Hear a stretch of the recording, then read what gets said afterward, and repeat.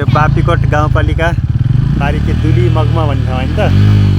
आहा यस्तो रहेछ बापीकोट गाउँपालिकामा पुगेको होइन।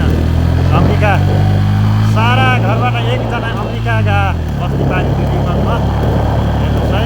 बापीकोट कति राम्रो रहेछ।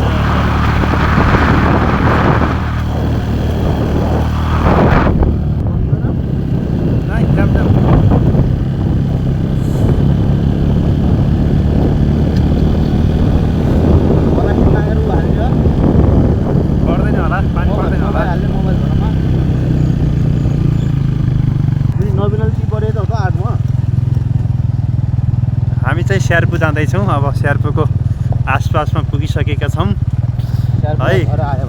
तर पानी पऱ्यो के, पानी परेर हामीलाई बिचल्ली बनाउँछ कि जस्तो लागिरहेछ। रुकुम पश्चिम 4 नम्बर होइन त यो। डाँडा काँडा एकदम रमाइलो ठाउँ रहेछ। अब हामी स्यार्पु पुगिसकेका छौँ।